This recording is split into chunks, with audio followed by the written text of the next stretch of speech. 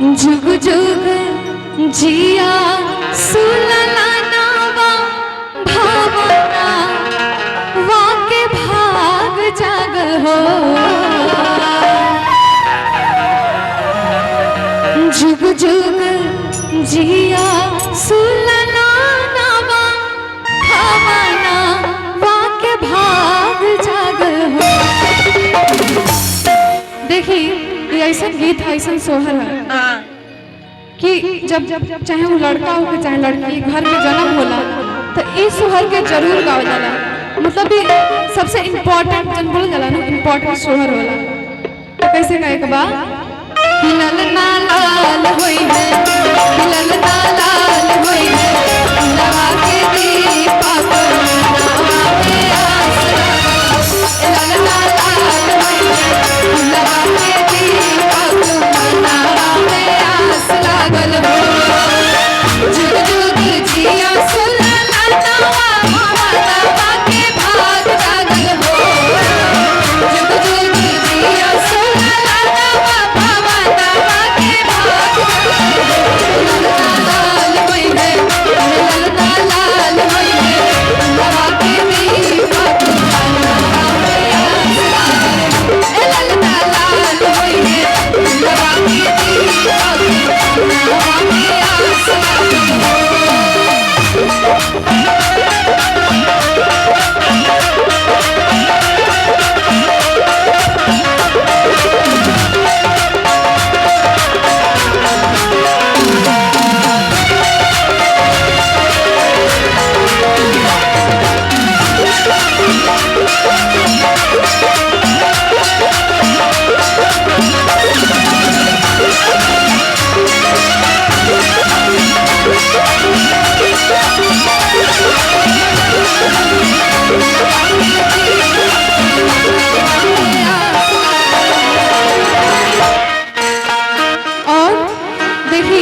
जब एक छोट बच्चा का जन्म होला, अभी तक आराध्या कितने साल के बड़ी?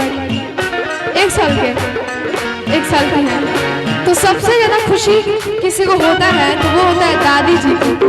तो देखिए दादी जी का कहते हैं, हो सासु सुहागिन भोरे भागिन, हो सासु सुहागिन भोरे भागिन, धन लुटावेली हो। सासु सुहागिन भोरे भागिन, धन लुटावेली हो। सासु सुहागिन भोरे भागिन, धन लुटावेली हो। ललना दुआरा पर बाजला बधैया, धनवा उठे सोहरा। ललना दुआरा पर बाजला बधैया, धनवा उठे सोहरा हो।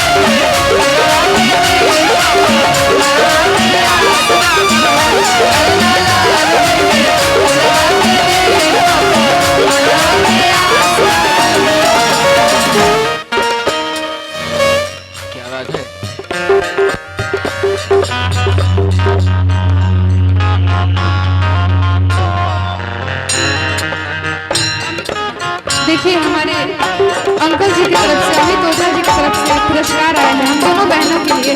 तब हमेशा आपके ऊपर ईश्वर की कृपा बनी रहे।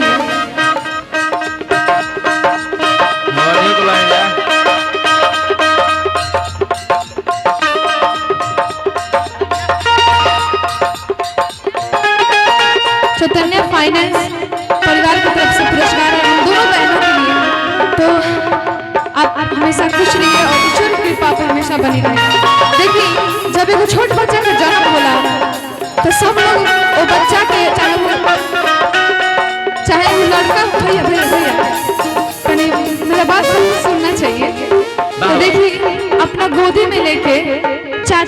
भाभी हो चाहे केहू भी होके, यहाँ पे पापा भी अपना गोदी में लेके कहे ला लो कि ये बाबू का नखिया उनके मम्मी जैसे बा, उनकर पापा जैसे बा।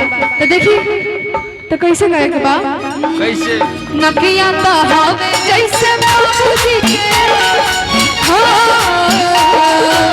नखिया तो हवे जैसे बाबूजी के, अखिया हमारी के हो, नखिया तो हवे जैसे बाबूजी के, नखिया तो हवे जैसे बाबूजी के, अखिया हमारी के हो। ललना मुहावा हो, ललना मुहावा हो, चनवा सुरु जावा तो सगरवा चोरी के, ललना मुहावा हो, चनवा सुरु जावा तो सगरवा चोरी के हो।